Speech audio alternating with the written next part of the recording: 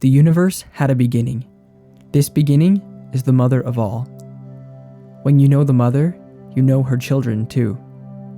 When you know the children, go back to be with the mother, and throughout your life, you will suffer no harm. Close the passageways, lock the entryways, and throughout your life, you will not get worn out. Open the passageways, multiply your concerns, and throughout your life, you will not be saved. If you see the insignificant, you have discernment. If you can remain flexible, you are strong. Use the rays and return to the source of light. Do not be the cause of your own distress. This is the way of practicing the constant.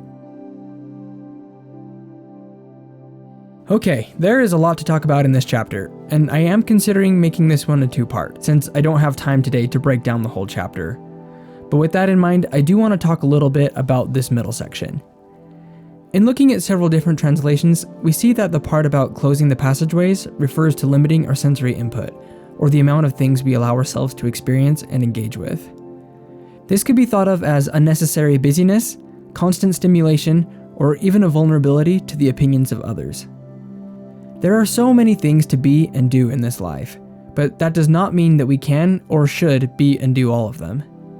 Even with good things, we need to know how to say enough is enough, so that we can keep room for the best things, and even a little bit of nothing at all. In order to experience Wu Wei and flow in our lives, it is absolutely essential that we are able to hear and act promptly on intuition, and one of the strongest roadblocks to intuition I know of is allowing ourselves to be saturated in the stream of sense experience that flows around the world at all times.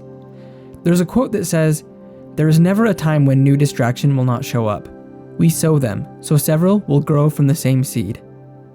The same person also said, "Measure your life. It cannot contain so many distractions." Whoever said this must have lived in a time with a lot of distractions. Maybe this is a pretty recent person. Oh, wait, these quotes are actually from Seneca. You know, like 1st century AD Seneca. If Seneca felt like there was too much distraction going around in the Roman times, I wonder what he would say about our current state of affairs. Now more than ever, we are in desperate need of moderation in our lives. We need to learn to shut the doors and to give ourselves time not to be distracted by anything. We need time to think, to process, to really feel difficult emotions instead of shutting them out. We need time to hear the hum of the universe, to feel what intuition is saying. Doing this will help safeguard us from burning out. It will help save us from ourselves. I wish I had more time to talk about this, but I am out of time for today.